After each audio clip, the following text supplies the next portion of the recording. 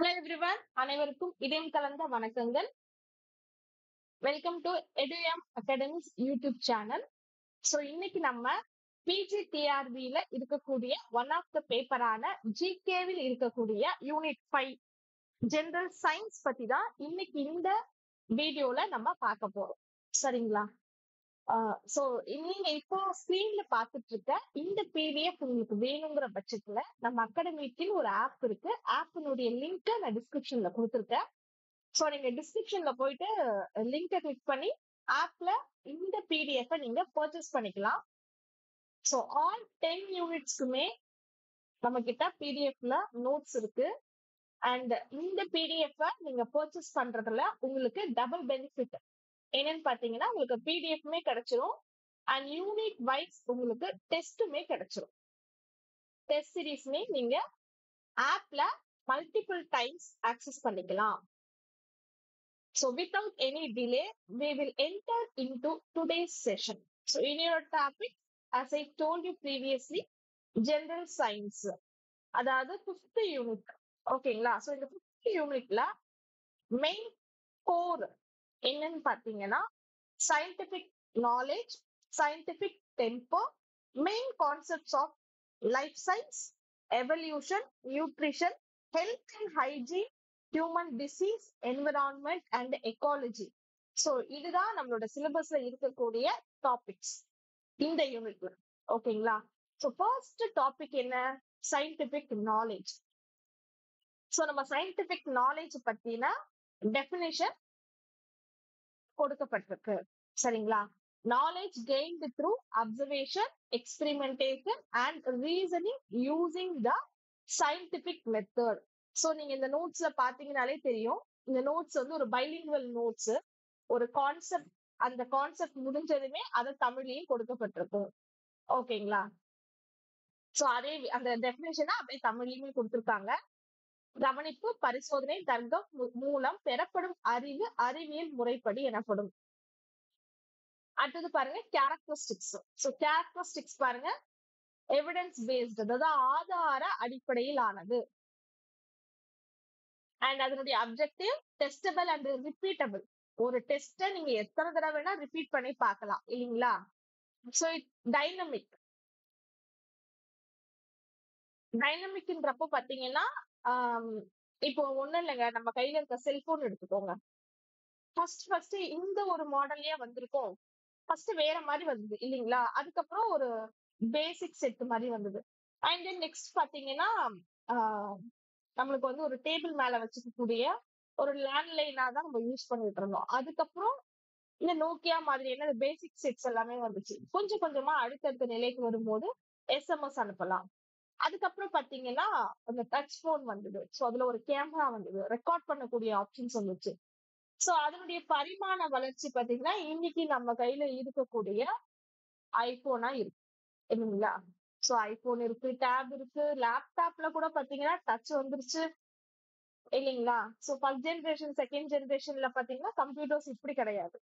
இப்போ லேப்டாப்ல டச் வந்துருச்சு. ஸ்கிரீன்ல டச் பண்ணி நம்ம ஜூம் பண்ணிக்கலாம். டைப் பண்ணும்போது ரொம்பவே யூஸ்ஃபுல்லான நிறைய ஃபீச்சர்ஸ் வந்துருச்சு. சோ இந்த மாதிரி அதனுடைய பரிணாம வளர்ச்சியினால் ஒவ்வொரு நாளும் புதிய புதிய கண்டுபிடிப்புகளால் மாறக்கூடிய ஒன்றாகத்தான் இந்த சயின்ஸினுடைய நாலேஜ் வந்து இருக்கு, டைனமிக்கா இருக்கு அப்படின்னு சொல்றாங்க. And logical and cause effect இருக்கு அப்படின்னு சொல்றாங்க. சோ இதுக்கான எக்ஸாம்பிள்ஸ்க்குமே இங்கே கொடுக்கப்பட்டிருக்கு. அண்ட் இம்பார்ட்டன்ஸ் என்னன்னு பாத்தீங்கன்னா, ரியல் வேர்ல்டுல இருக்கக்கூடிய ப்ராப்ளம்ஸ்க்கான சொல்யூஷனா இருக்கும் இந்த சயின்ஸ் நாலேஜ் அப்படிங்கிறது. அண்ட் இது வந்துட்டு டெக்னாலஜிக்கல் டெவலப்மெண்ட் பாத்தீங்கன்னா, இன்னோவேஷன்ஸை என்கரேஜ் பண்றது மூலமா நிறையவே நடக்கும் இல்லைங்களா? அதே மாதிரி பாருங்க, நம்ம ஒரு டெசிஷன் எடுக்கிறோம். அந்த டெசிஷன் வந்து குருட்டாம் போக்குல நம்ம எடுக்கிறது எப்படி இருக்கும், அதுவே சயின்ஸ் ஃபேக்ட் பேஸ் பண்ணி எடுத்தா எப்படி இருக்கும், டிஃபரன்ஸ் இருக்கும் இல்லைங்களா? சோ இந்த மாதிரியான விஷயங்கள் தான் இதனுடைய இம்பார்ட்டன்ஸா கருதப்படுது. சோ இதையுமே தமிழ்லயுமே கொடுத்திருக்காங்க. சரிங்களா? சோ ஷார்ட்டா இது எப்படி சொல்றது அப்படின்னா, சயின்டிபிக் நாலேஜ் பாத்தீங்கன்னா it refers to the systematic and evidence based understanding of the natural world. ஓகேங்களா? சோ அடுத்த டாபிக் பாத்தீங்கன்னா சயின்டிபிக் டெம்பர். சோ அதுக்குமே டெபினிஷன் கொடுத்திருக்காங்க அண்ட் கோர் வேல்யூஸ் கொடுத்திருக்காங்க. Curiosity, rationality, scepticism, evidence based acceptance, open mindness, இது எல்லாமே இதனுடைய விஷயங்கள். அண்ட் இம்பார்ட்டன்ஸ் பாருங்க, இது வந்து பாத்தீங்கன்னா இந்த சயின்டிபிக் டெம்பர்ன்றது பாத்தீங்கன்னா it encourages scientific thinking and problem solving in the daily life. And it prevent superstitious belief. அதாவது பாத்தீங்கன்னா சூப்பர்ஸ்டிஷியஸ்னா என்னன்னா மூட நம்பிக்கைன்னு சொல்லுவாங்க. சோ பிளைண்டா ஒரு விஷயத்த பிலீவ் பண்ணாம சயின்டிபிக்கா இது ப்ரூவ் ஆச்சு அப்படின்னா மட்டும் அது நம்புறது.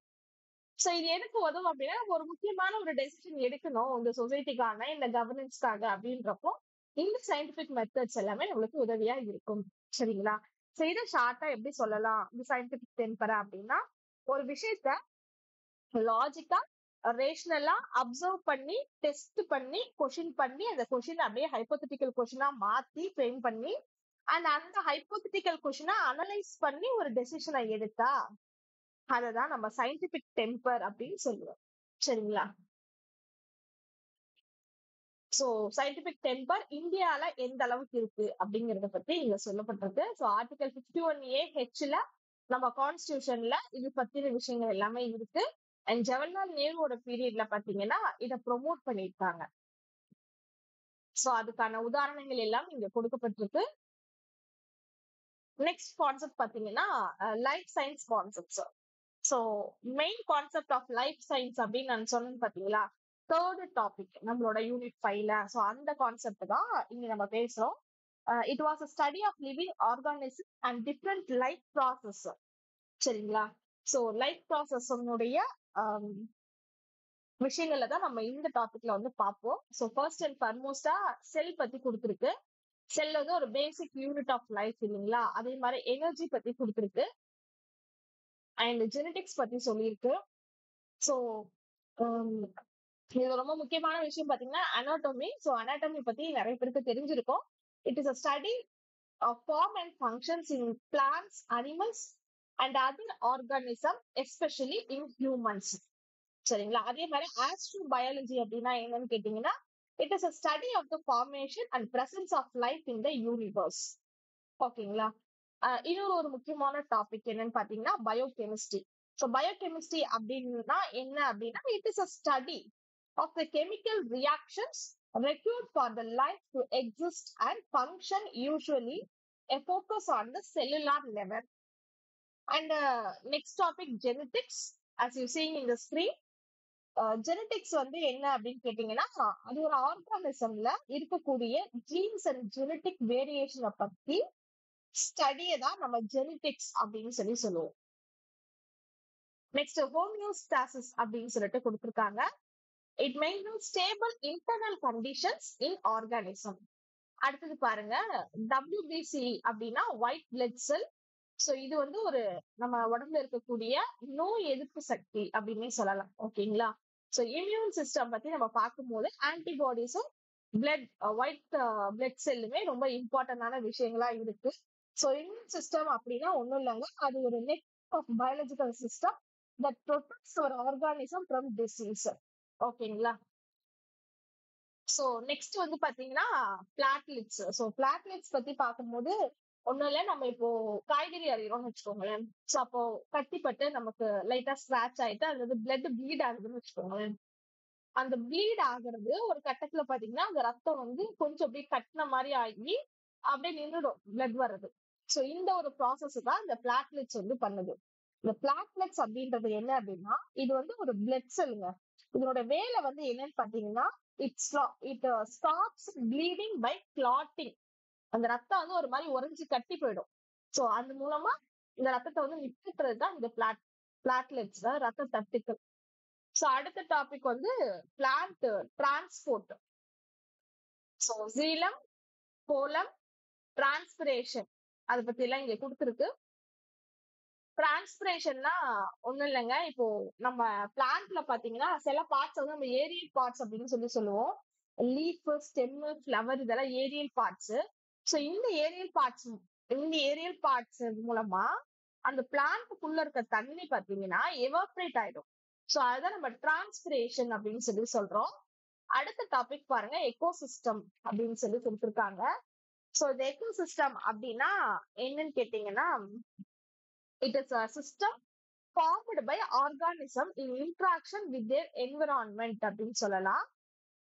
சோ இதுல வந்து ப்ரொடியூசர்ஸ், கன்சியூமர்ஸ், டீகம்போசர்ஸ், சோ இது எல்லா பத்தியுமே நம்மளோட நோட்ஸ்ல வந்து இருக்கு. சோ அதோட மெயின் ஃபங்க்ஷன்ஸ் என்னென்ன, ஓகேங்களா? சோ இது எப்படி வந்து அடாப்ட் பண்ணிக்குது, ஓகே, அப்படின்னு சொல்லிட்டுலாம் இதுல எல்லாமே ரொம்ப டீட்டெயில்டா கொடுத்துருக்கோம். அண்ட் எவல்யூஷன் பாருங்க, எவல்யூஷனுக்கான டெஃபினிஷனுமே இங்க கொடுத்துருக்கு. So evolution அப்படின்றத we can simply define as the process by which a species changes over time through the gradual accumulation of genetic variation. ஓகேங்களா? So genetic variation அப்படின்னா என்னங்க அப்படின்னு கேட்டீங்கன்னா, சேம் ஸ்பீஷியஸ் சேர்ந்த பாப்புலேஷனோட டிஎன்ஏல இருக்கக்கூடிய டிஃபரன்ஸை தான் நம்ம ஜெனட்டிக் வேரியேஷன் அப்படின்னு சொல்லுவோம். சரிங்களா? அடுத்தது பாருங்க, vestigial organs. So vestigial organs அப்படின்னு நம்ம எதை சொல்லுவோம்னா, நம்ம பாடியில இருக்கிற ஒரு சில பார்ட்ஸ் பார்த்தீங்கன்னா அவ்வளோ யூஸ் கிடையாது அப்படின்னு சொல்லலாம். ஸோ இப்போ அந்த மாதிரி பார்த்தீங்கன்னா ஹியூமன்லயுமே சில பார்ட்ஸ் வந்து இருக்கும். அண்ட் வேல் அப்படின்னு சொல்லக்கூடிய ஒரு வகை கடல் உயிரினத்திலுமே அப்படி ஒரு பார்ட் வந்து இருக்கும். ஓகேங்களா? இருக்கக்கூடிய டெயில் போன் அப்படின்னு சொல்லக்கூடிய ஒரு பார்ட் இருக்குங்க. சோ அது வந்து பாத்தீங்கன்னா best example for vestigial organ. ஓகேங்களா? சோ நெக்ஸ்ட் டாபிக் பாத்தீங்கன்னா மெட்டபாலிசம்.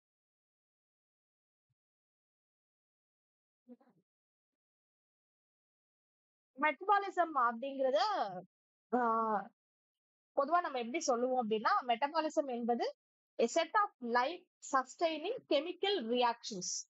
ஓகேங்களா? ஃபுட்ட எனர்ஜியா கன்வெர்ட் பண்ணணும் அண்ட் வேஸ்ட எலிமினேட் பண்ணணும். இதுக்கு உதவியா இருக்கக்கூடியதுதான் இந்த மெட்டபாலிசம்.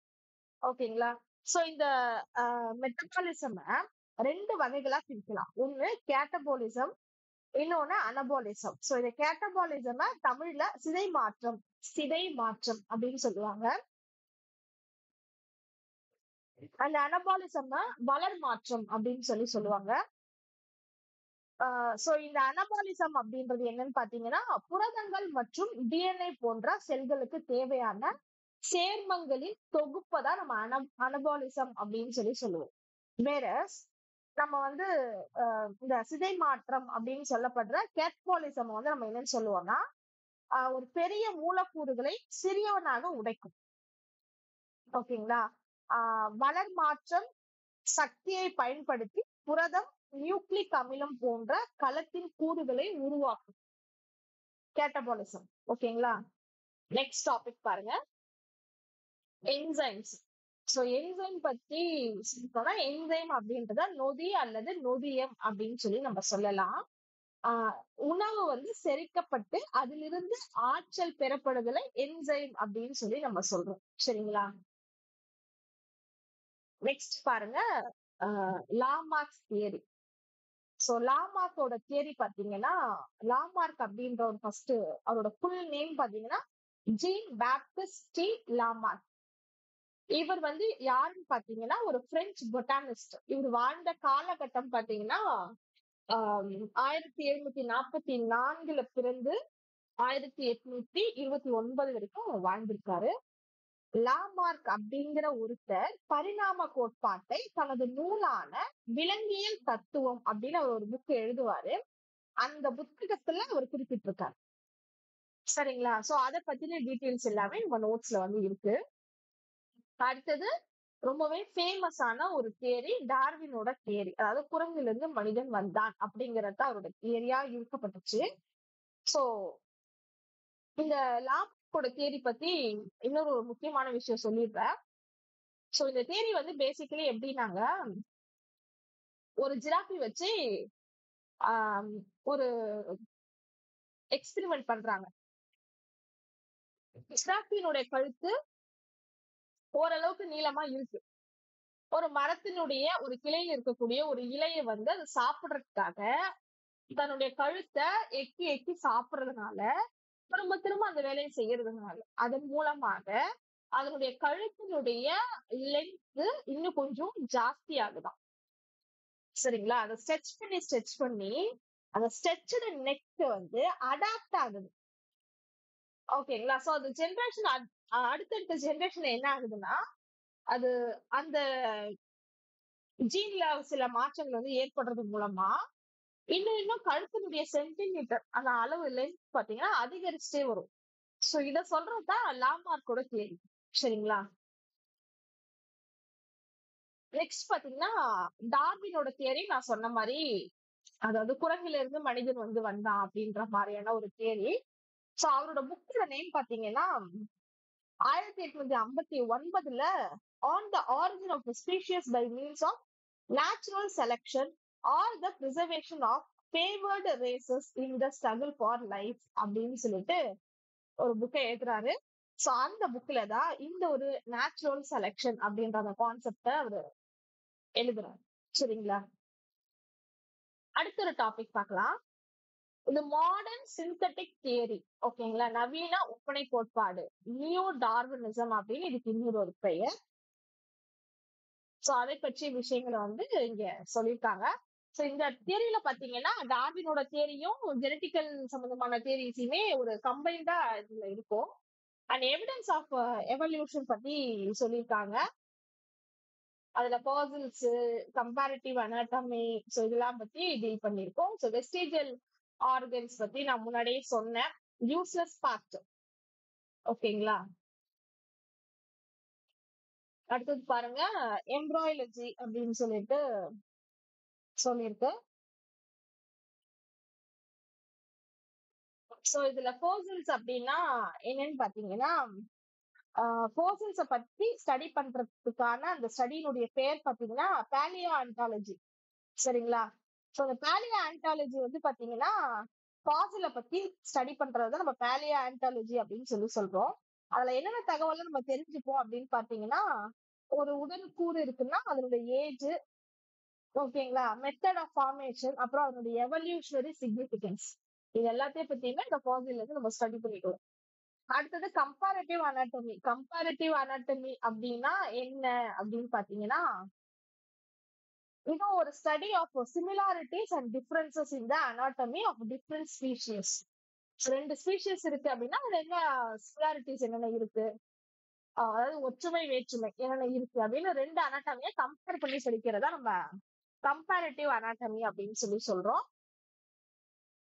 So vestigial organs நம்ம ஆல்ரெடி பார்த்தோம். Body parts like human tail bone and whale pelvics that don't have any use is called vestigial organs.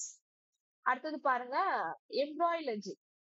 எம்ப்ராய்லஜி அப்படின்னா என்னன்னு பார்க்கலாம்.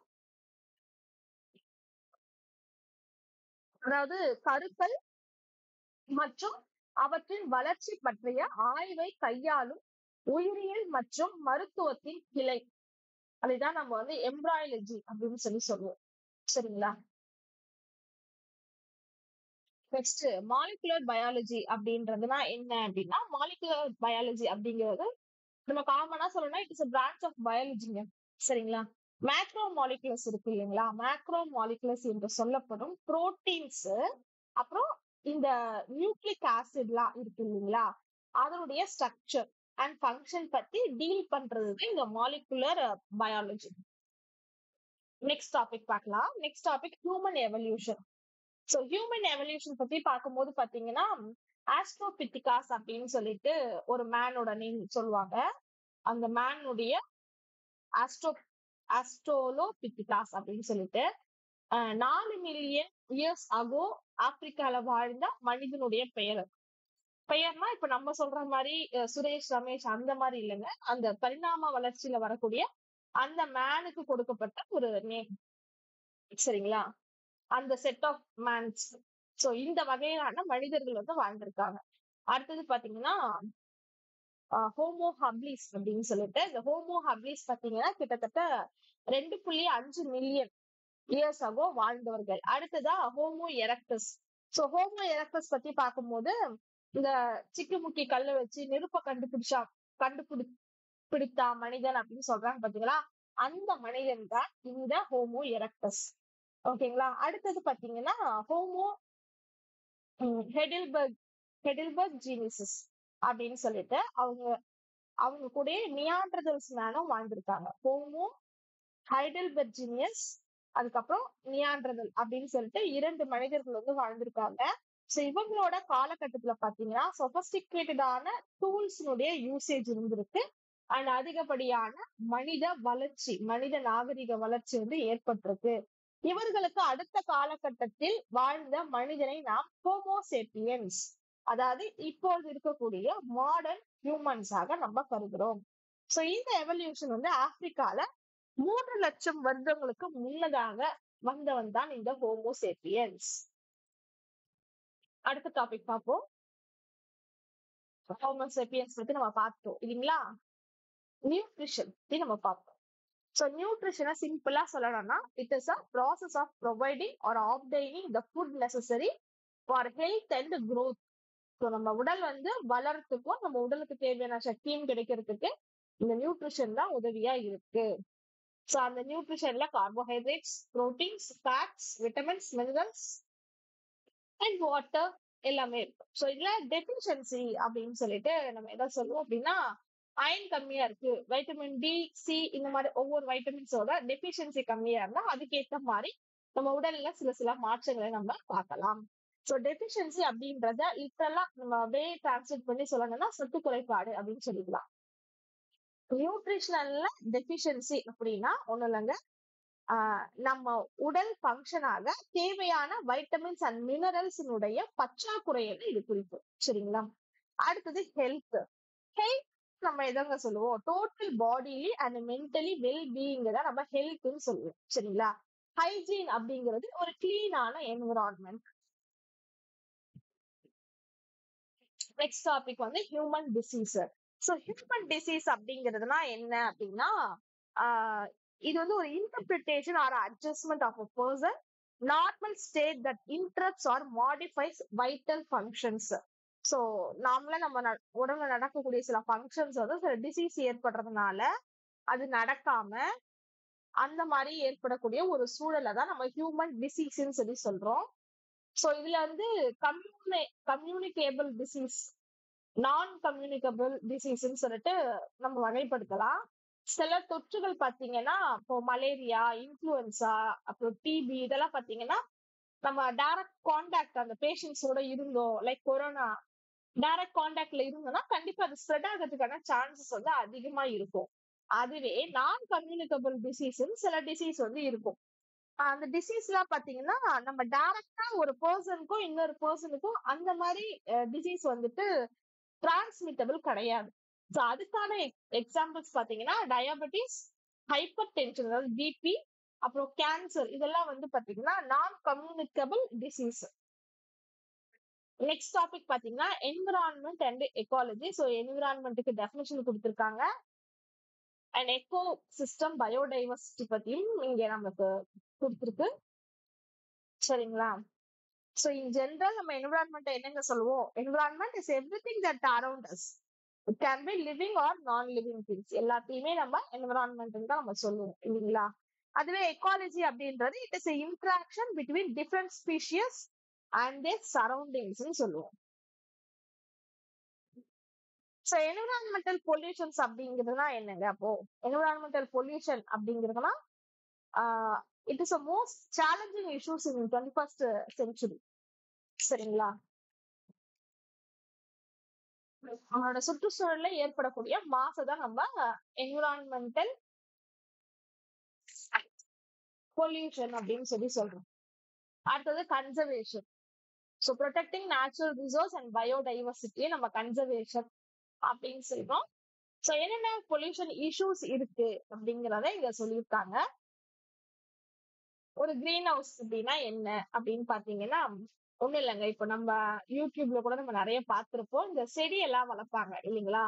சோ அவங்க என்னங்க பண்ணுவாங்க, ஒரு தின்னான ஒரு கிரீன் கலர் கிளாத் இருக்கும், இந்த மாடி தோட்டம் வச்சிருப்பாங்க ஹார்டிகல்ச்சருக்குலாம் பாத்தீங்கன்னா ரொம்பவே தின்னான ஒரு கிளாத் இருக்கும். அது டைரக்டா சன்லைட் வந்து நம்மளோட செடி மேல படாம கொஞ்சம் ப்ரொடெக்ட் பண்ணும்.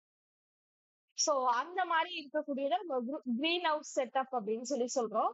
A greenhouse is a framed structure covered with a transparent material. அது கொஞ்சம் டிரான்ஸ்பரண்டா தான் அந்த கிரீன் கலர் கிளாத் இருக்கும். It is largely enough to grow crops under partial or fully controlled environmental condition for optimum growth and productivity. அதாவது ஒரு green house அப்படின்றது ஒரு framed ஸ்ட்ரக்சருக்குள்ள டிரான்ஸ்பரண்டான ஒரு மெட்டீரியலால கவர் பண்ணியிருக்கோம். அது பார்ஷியலா இருக்கலாம் இல்ல ஃபுல்லி கவர்டா இருக்கலாம். சோ எதுக்காக அப்படின்னா ஒரு கிராப்னுடைய growth அண்ட் ப்ரொடக்டிவிட்டிக்காக இப்படி ஒரு செட்டப்ப கொண்டுட்டு வரும். அண்ட் நெக்ஸ்ட் டாபிக் பாருங்க, ஆசிட் ரெயின். ஆசிட் ரெயின் நம்ம எப்படி டிஃபைன் பண்ணலாம் அப்படின்னா, any form of precipitation with acidic components such as sulfuric or nutric acid. Sulphuric அல்லது நியூட்ரிக் ஆசிட் இருக்கு இல்லைங்களா, that fall to the ground from the atmosphere. அட்மாஸ்பியர்ல இருந்து கிரவுண்டுக்கு வருது in wet or dry forms. வெட்டாவோ இல்ல ட்ரை ஃபார்ம்லோ நமக்கு அட்மாஸ்பியர்ல இருந்து நம்ம கிரவுண்டுக்கு இந்த சல்பூரிக் அப்படி இல்லாட்டி நைட்ரிக் ஆசிட் வருது பாத்தீங்களா, இதைதான் நம்ம ஆசிட் ரெயின் அப்படின்னு சொல்லி சொல்றோம். சரிங்களா, அடுத்து லாஸ்ட் ஒரு டாபிக், eutrophication. So eutrophication அப்படின்னா என்ன அப்படின்னு பாத்தீங்கன்னா, it is a process in which a water body becomes overly enriched with nutrients leading to the plentiful growth of simple plant life. அதாவது ஒரு தண்ணி இருக்குங்களா, தண்ணியில அதிகமான பச்சை வளம் வந்து அதிகரிச்சிடும். இப்ப என்ன ஆகுங்க, ஆக்சிஜன் வந்து குறைஞ்சிடும். இது ஒரு வகையான நீர் மாசு அப்படின்னு சொல்லி சொல்றாங்க. சோ இததான் நம்ம வந்து யூட்ரோபிகேஷன் அப்படின்னு சொல்லி சொல்றோம். சரிங்களா, அடுத்தது சஸ்டைனபிள் பிராக்டிசஸ் அப்படின்னு சொல்லிட்டு சொல்றாங்க. ரீசைக்கிள் பண்றது, afforestation and water conservation, rain water harvesting, avoiding wastage. அதாவது பாத்தீங்கன்னா ரீசைக்கிளிங் அப்படிங்கிறது மறுசுழற்சி. இப்போ நீங்க நிறைய வீடியோஸ்ல கூட பாத்திருப்பீங்க, இந்த பிளாஸ்டிக் கவர்ஸ் பாட்டில்ஸ் எல்லாம் ஒரு மிஷின்குள்ள போட்டு அதை சேரா வடிவமைச்சு எடுத்துட்டு வருவாங்க. அதே மாதிரி பாத்தீங்கன்னா அஃபாரஸ்டேஷன் அப்படின்னா, டீஃபாரஸ்டேஷன் அப்படின்னா என்னங்க, காடுகளே அழித்தல். அப்ப அஃபாரஸ்டேஷன்னா என்னங்க, வனங்களை உருவாக்குதல். மரங்களை அதிகமாக வளர்ப்பதன் மூலமாக நம்ம வாழ்விடத்திலேயே கிட்டத்தட்ட அது ஒரு அஃபாரஸ்டேஷன் நிலையை உருவாக்கும். நம்ம கேரளாக்கு எல்லாம் போனோம்னா எல்லா வீட்லயும் எப்பவுமே பாத்தீங்கன்னா பச்சை பசே அப்படின்னு சொல்லிட்டு செடி கொடியாதான் இருக்கும். அண்ட் வாட்டர் கன்சர்வேஷன் பத்தி நம்ம பாதுகாக்கணும், தண்ணியை வந்து கண்டிப்பா நம்ம பாதுகாக்கணும். சோ ரெயின் வாட்டர் ஹார்வெஸ்டிங் மெத்தடை யூஸ் பண்ணி மழைநீர் சேகரிப்பு முறை அப்படின்றத, மழைநீர் சேகரிப்பு தொட்டி அப்படிங்கிறத ஜெயலலிதா அவர்கள் வந்து முதலமைச்சரா இருந்த காலகட்டத்தில் அப்படி ஒரு சிஸ்டம் கொண்டு வந்து ஒவ்வொரு வீட்லயே பாத்தீங்கன்னா அந்த மழைநீர் தொட்டி அதை வந்துட்டு கன்ஸ்ட்ரக்ட் பண்ண சொல்லியிருந்தாங்க. எல்லார் வீட்டு மாடியில இருந்துமே பாத்தீங்கன்னா மாடியில விழக்கூடிய தண்ணீர் பாத்தீங்கன்னா ஒரு பைப் லைன் மூலமா அந்த தொட்டிக்குள்ள போயிடும். சோ இது மூலமா பாத்தீங்கன்னா கிரவுண்ட் வாட்டரோட லெவல் வந்து அதிகரிக்கும் அப்படின்னு சொல்லப்பட்டது. சோ அதே மாதிரி அவாய்டிங் வேஸ்டேஜ், தண்ணியை எக்காரணத்தை கொண்டும் வீணாக்க கூடாது. ஏன்னா அது ரீசைக்கிள் ஆகி மறுபடியும் நம்மளுக்கு கிடைக்கிறதுக்கு நிறைய வருஷங்கள் ஆகும் இல்லைங்களா. சோ எந்த ஒரு இயற்கையில கிடைக்கக்கூடிய வளங்களையுமே நம்ம வீணாக்க கூடாது, எஸ்பெஷலி வாட்டர். சோ வாட்டர் அப்படிங்கிறது பாத்தீங்கன்னா நம்மளுடைய இன்றியமையாத தினசரி தேவையா இருப்பதுனால நம்ம அது ரொம்பவே ப்ரெஷியஸான ஒரு வளமா நம்ம கருதி அதை நம்ம வேஸ்ட் பண்ணாம நம்மளோட அடுத்த தலைமுறைக்குன்னு சொல்லிட்டு நம்ம அதை பாதுகாத்து கொடுத்துட்டு போகணும் அப்படிங்கறதுதான் சொல்ல வராங்க. சோ இந்த ஒரு யூனிட்ல இவ்வளவுதாங்க மேட்டர்ஸ். சோ இப்ப நீங்க பார்த்தா இந்த பைலிங்குவல்ல இருக்கக்கூடிய இந்த யூனிட்கான PDF உங்களுக்கு வேணும் அப்படின்னு நீங்க முடிவு பண்ணிட்டீங்கன்னா நம்ம ஆப்னுடைய லிங்க் டிஸ்கிரிப்ஷன்ல இருக்கு. சோ ஆல் 10 யூனிட்ஸ் ஆஃப் ஜிகேவுமே பாத்தீங்கன்னா நம்மளோட ஆப்ல வந்துட்டு இருக்கும். அண்ட் இது மட்டும் இல்லாம உங்களுக்கான டெஸ்ட் சீரிஸுமே ஆப்ல அவைலபிளா இருக்கு. சோ ப்ளீஸ் நீங்க டிஸ்கிரிப்ஷன்ல செக் பண்ணி அது லிங்க் உள்ள போயிட்டு ஆப்பை டவுன்லோட் பண்ணிட்டு இதுக்குள்ள இருக்க PDF பர்ச்சேஸ் பண்ணிட்டீங்கன்னா உங்களுக்கு டெஸ்ட் சீரிஸுமே உங்களுக்கு கிடைச்சிடும். ஸோ இந்த PDF டெஸ்ட் சீரிஸும் கண்டிப்பாக உங்களுடைய இந்த ஒரு ப்ரிப்பரேஷனை எக்ஸாமுக்கான பிஜிடிஆர்பி எக்ஸாமுக்கான ப்ரிப்பரேஷனை ஸ்ட்ரென்தன் பண்ணும் அப்படின்னு நாங்க நம்புறோம். ஸோ உங்களுக்கு வேற ஏதாவது டவுட்ஸ் இருக்கு அப்படிங்கிற பட்சத்துல நம்ம சப்போர்ட் டீமை நீங்க காண்டாக்ட் பண்ணலாம். சப்போர்ட் டீமோட காண்டாக்ட் நம்பர் வந்து 6360485562. I'll repeat it. 6360485562. சரிங்களா? ஸோ சப்போர்ட் டீம் நீங்க காண்டாக்ட் பண்ணுங்க. உங்களுக்கான டவுட்ஸ் பிஜிடிஆர்பி ரெலவெண்ட் ஆகும், இல்ல நோட்ஸ் எப்படி டவுன்லோட் பண்றது அப்படிங்கறத பத்தி என்ன டவுட்ஸ் இருந்தாலும் நீங்க சப்போர்ட் டீமை காண்டாக்ட் பண்ணுங்க. Thank you so much for listening to this video and all the very best for your exams. Thank you.